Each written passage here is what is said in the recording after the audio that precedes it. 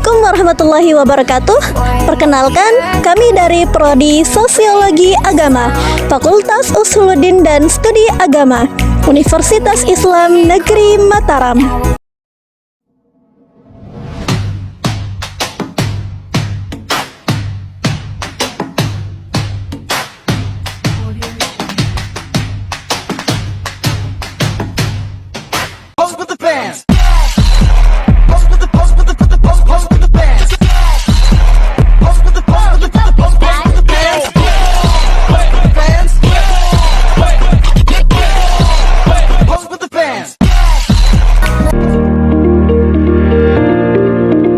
Saya akan memaparkan definisi dari gangguan jiwa atau mental disorder. Gangguan jiwa atau mental disorder adalah suatu perubahan pada fungsi jiwa yang menyebabkan adanya gangguan pada fungsi jiwa yang menimbulkan penderitaan pada individu atau hambatan dalam melaksanakan peran sosial. Menurut American Psychiatric Association atau APA, mendefinisikan gangguan jiwa sebagai suatu pola psikologis atau pola perilaku yang penting secara klinis yang terjadi pada seseorang dan dikaitkan dengan adanya stres atau disabilitas atau disertai peningkatan risiko yang menyakitkan. Gangguan jiwa adalah sekumpulan keadaan yang tidak normal, baik berhubungan dengan keadaan secara fisik maupun secara mental. Akan tetapi, ketidaknormalan tersebut bukan disebabkan oleh sakit atau rusaknya bagian anggota badan tertentu, meskipun gejalanya dapat terlihat oleh keadaan fisik.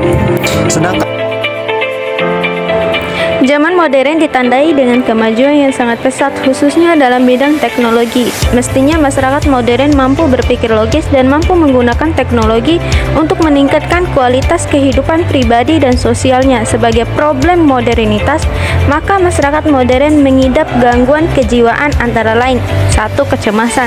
Kecemasan yang bersumber dari hilangnya makna hidup karena kehidupan masyarakat modern hanya untuk mengikuti tren dan memenuhi tuntunan sosial. Sedangkan yang seperti kita ketahui, tidak semua tuntunan sosial bersifat positif. 2. Kesepian. Manusia modern mudah sekali merasa kesepian walaupun dia berada di tengah keramaian. Ini disebabkan manusia modern menggunakan topeng-topeng sosial untuk menutupi wajah kepribadiannya. 3. Kebosanan. Karena hidup tidak lagi bermakna dan hubungan dengan manusia lain terasa hambar, menyebabkan gangguan kejiwaan berupa kebosanan. Baik, di sini saya akan melanjutkan pembahasan yang dimana di sini saya akan membahas tentang jenis-jenis mental disorder, yaitu yang pertama skizofrenia. Skizofrenia adalah jenis gangguan mental yang serius yang dimana mempengaruhi cara berpikir, berperilaku, dan merasa. Yang kedua itu ada depresi, yang dimana depresi adalah gangguan suasana hati yang ditandai dengan perasaan sedih dan kehilangan minat dalam aktivitas yang sebelumnya itu dinikmati. Yang ketiga itu ada gangguan kecemasan, yang dimana gangguan kecemasan ini adalah respon emosional yang sering terjadi atau normal terjadi apabila kita merasa dalam situasi yang berbahaya atau menegangkan. Yang keempat itu ada gangguan kepribadian, yang dimana gangguan kepribadian ini adalah jenis gangguan mental yang ditandai dengan pola berperilaku dan cara berpikir yang menyimpang dari norma sosial. Yang kelima itu ada gangguan mental organik, yang dimana kondisi kerusakan atau gangguan pada otak menyebabkan perubahan dalam fungsi mental dan perilaku. Yang keenam itu ada gangguan psikomatik, yang dimana gangguan psikomatik ini adalah kondisi di mana individu mengalami gejala fisik yang tidak dapat dijelaskan oleh kondisi medis yang jelas.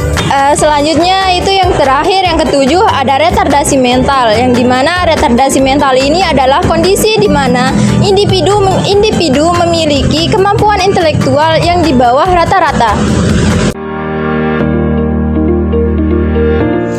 Yang keempat, yaitu faktor-faktor penyebab mental disorder atau biasa kita sebut dengan gangguan jiwa.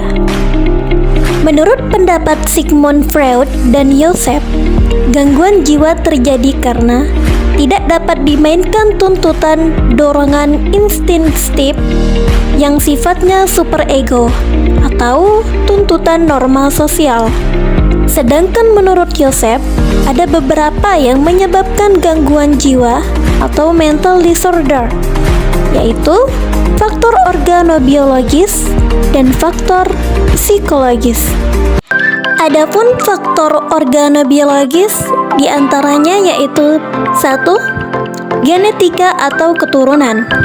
Yang kedua, cacat kongenital atau biasa kita sebut dengan kelainan bawaan sejak lahir, merupakan masalah kesehatan yang terjadi pada bayi. Kelainan ini disebabkan oleh gangguan pada perkembangan janin dalam kandungan. Yang ketiga ada deprivasi. Kondisi psikologis di mana seseorang membandingkan dirinya dengan orang lain atau kelompok lain dan merasa tidak puas, mengalami kesenjangan atau kekurangan. Beberapa jenis deprivasi diantaranya yaitu deprivasi sosial, deprivasi sensorik, dan deprivasi relatif. Yang keempat ada temperamen atau proses-proses emosi yang berlebihan. Yang kelima, penyalahgunaan obat-obatan. Dan yang keenam, penyakit dan cedera tubuh. Adapun beberapa faktor lainnya diantaranya yaitu 1. Kehilangan objek eksternal. Kehilangan objek eksternal yaitu kehilangan barang atau sesuatu yang berada di luar diri sendiri, seperti perhiasan, uang, atau pekerjaan. Yang kedua, kehilangan lingkungan yang telah dikenal. Yang ketiga, kehilangan orang terdekat.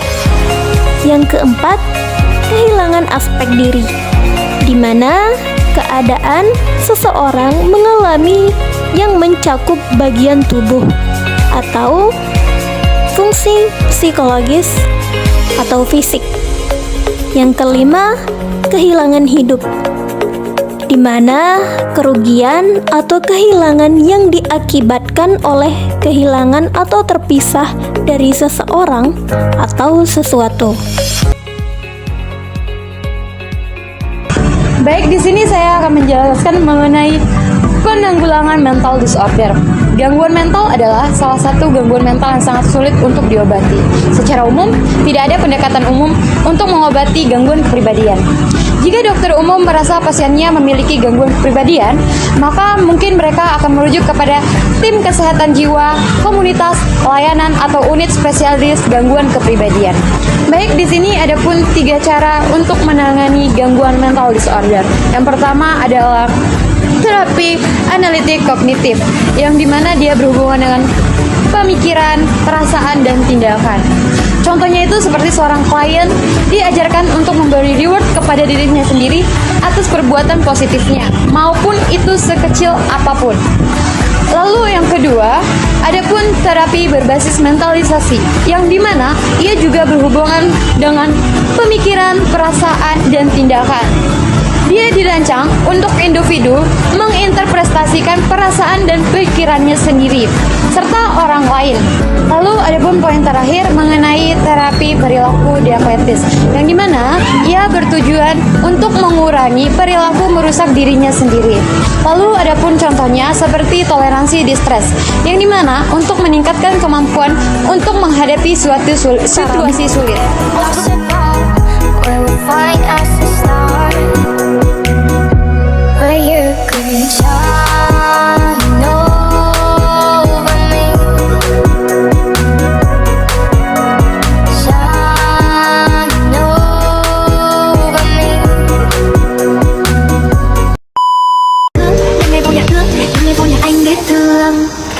Giây phút em